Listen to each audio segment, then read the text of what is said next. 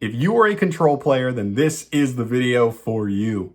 Humans of the cardboard, welcome back to Just Nuts, guys. Today, I'm doing a video talking about upcoming control-based support. I myself am a player who tends to lean towards more control-based decks when I'm picking decks that I want to play. And so that's why I feel really passionate about this. A lot of these decks are just things that I'm eyeing up for down the line on what I want to mess around with when they come out. And yeah, so if you're a control player or just interested in you know, just anything, just talking about future decks and whatnot, this is a sick video for you. But let's get into it. We got 10 of them. We're going to start with the least competitive and just work our way up. This isn't like a super strict list with that, but just keep in mind, we're starting less competitive, getting a little bit more. So let's go. Let's get into it. First on the list here, number 10 is Umi. And I know what you're saying is like, John, Umi, that's not a deck. And I'm here to tell you, yes, it is. Mako Tsunami finally has like an actual playable deck. Is it super high tier meta? No.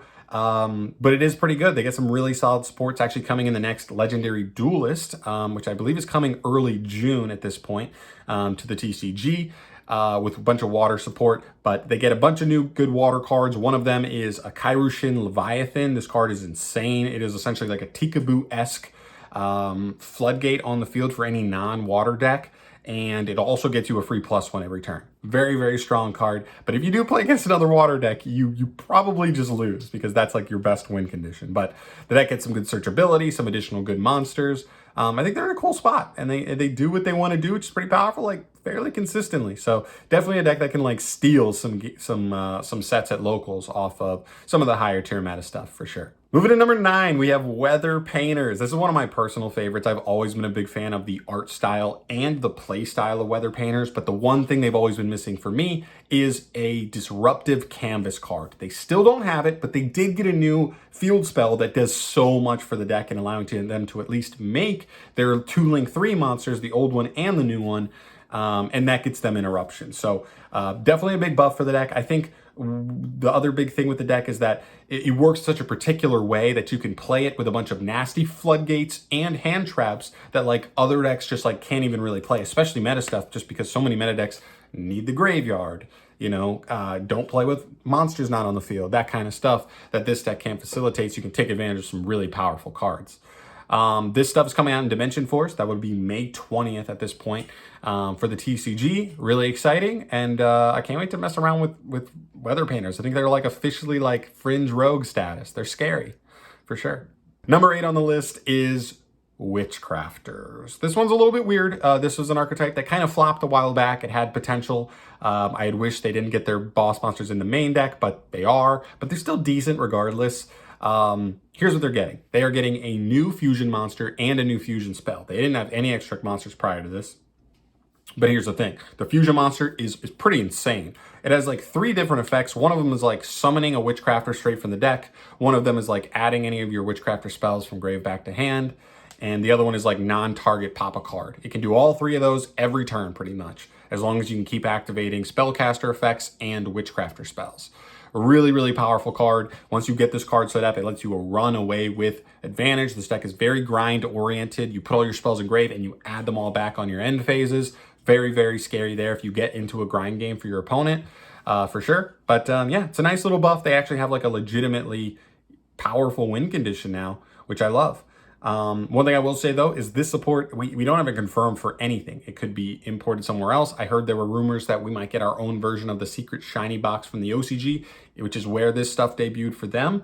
Hopefully we get it then, and hopefully it's sooner rather than later. I don't know when exactly that is, but keep an eye on that because that could be pretty cool if you're eyeballing WITCHCRAFTERS. Number 7 on the list is MYSTERUNE. This is a new archetype completely coming from Tactical Masters. I believe that's coming in July, if I'm not mistaken, the beginning of July. Very interesting archetype. No main deck monsters, all spells. It does have a couple extra monsters because their spells can kind of cheat them out very easily. But it's a really cool recursive engine. The one drawback is it does skip your next battle phase when you use their effects. But the idea is it's such a good recursive engine that gets you interruptions that if you grind your opponent down and they just don't even have any cards left, you can wait one more turn without activating your MYSTERUNE cards, and then next turn go for battle phase once you've controlled the board pretty much. And the cool thing to keep in mind here is specifically Magical Musketeers. I think the synergy with these two engines is so good. Musketeers have always been waiting for a like very heavy spell deck that doesn't have any restrictions and kind of like meshes well for the longest time. And it feels like this engine might be the closest thing we've ever seen for them. So hopefully that can be a cool control strategy that people can mess around with. Musket's also not the worst strategy going second. But yeah, we'll see. I definitely think there's some good potential here. MYSTERUNE been played in some other stuff in the OCG, more combo-y stuff at times, but I think if we're looking at control specifically, muskets are definitely going to be the best option there. But maybe there's some other stuff to mess around with. Going to number 6 on the list here, we've got RIKKAs. I am very excited for RIKKAs.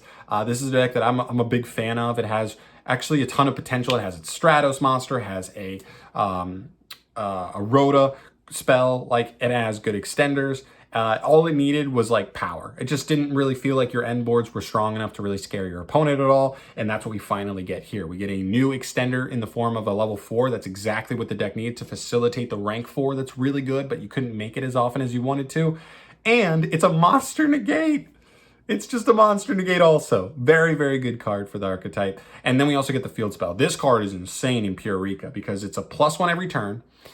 So you just get to set a new RIKKA spell or trap every turn, and it lets you tribute to your opponent's stuff instead of your own when you're using RIKKA effects. That happens every turn, so every turn you're going to be tributing your opponent's stuff.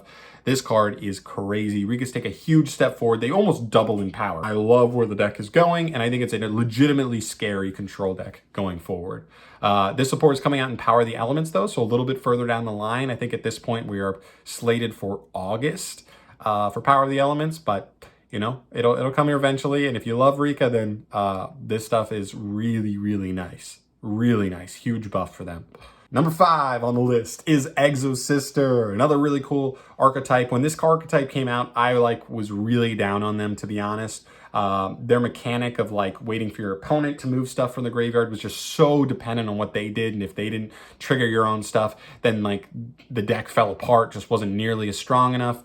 But we finally get 2 banger support cards. The first, well, 3 technically. The first one's going to be in Dimension Force, but unfortunately that card's not going to really do a ton by itself. But once we get to Power of the Elements, again in August, that's when we're going to get 2 new cards. Malfa is huge. Almost this card reads like every kind of card that, if you've ever loved an archetype and it just got power crept, this is the kind of card you wanted them to get to fix their problems. And they get a new trap card, Litania. This card's also insanely strong. This card, in a lot of cases, is just going to be banished 2. And it's almost always 2 interruptions, which is insanely strong. So definitely keep an eye on EXOSISTEs. I think they go from legitimately almost ignorable to the same thing as RIKKA, legit a scary rogue deck if you run into them. Meta players are going to need to keep an eye out for RIKKA and EXOSISTE now because they are legit going to pop after Power of the Elements. They are scary, no joke. Number 4 on the list is DINOMORPHIA. I'm a big fan of this deck. You guys know I like trap decks a lot. We don't see a lot of them nowadays, but when they come, I'm into them. And it's dinosaur based, so we get to take advantage of a couple things like Fossil Dig, of course, being a searcher.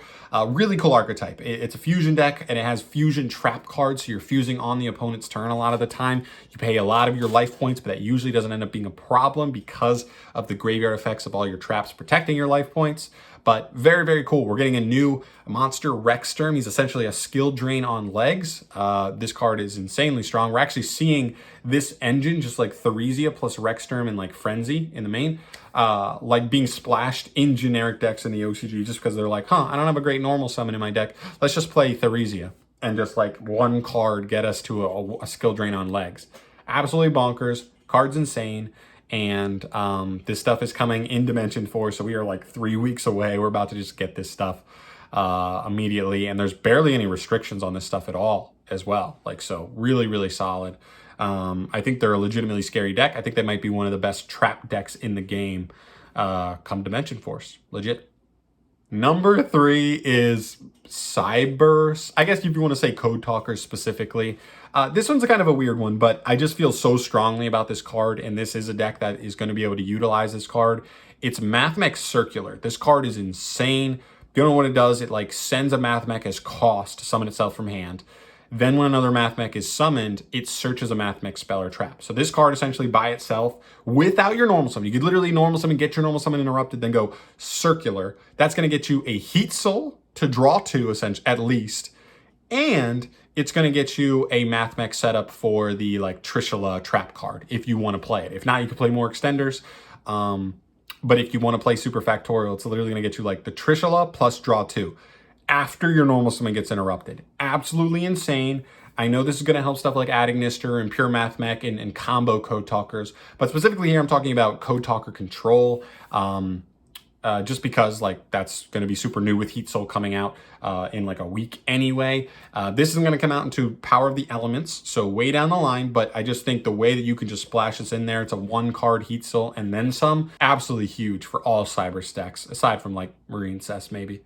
But definitely a huge card. Definitely, like every Cyber stack's going to be playing this. Card is crazy. Coming down the wire here, number 2 on the list is Machines. I know what you're saying, John, Machines? That's so vague. What? Listen, we're talking about control specifically, so let's go over the 4 main things I'm talking about here. I'm talking about Sky Striker. I'm talking about Cyber Dragon Trap variant. If you know, you know it's the best version of the deck. Like, if you argue otherwise, you're just wrong. I'm sorry. From there, we have Earth Machine, which kind of plays like, some people might argue it's a combo deck, but when your end board is draw 2, I'm sorry, you're just playing a resource game. Yes, you have to do a lot of steps to get there, but it's still a control deck overall. And last one is Pure Machina. Very heavy trap-based deck, but this engine will be huge for it. And that engine I'm talking about is Therians, this card. This engine is really good and generically allows machines and also some plant decks to get a generic Omni Negate on their board with very minimal setup.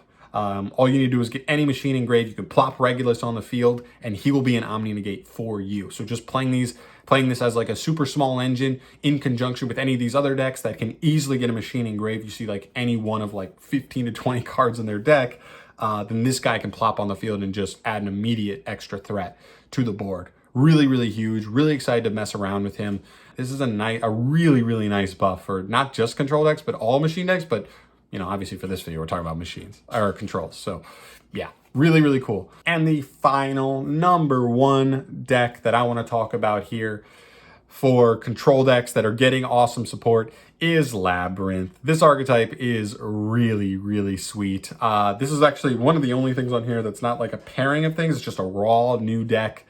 Very, very heavy trap deck. Has a lot of really cool things. It has monsters that are hand traps, sort of. It has a Stratos monster. It has sort of like a tour guide monster. It has a big boss monster. It has like an E-Telly trap card that summons its big boss monster straight out of the deck. It really has so many good things. This deck is almost like a ramp deck, though. It like starts pretty slow.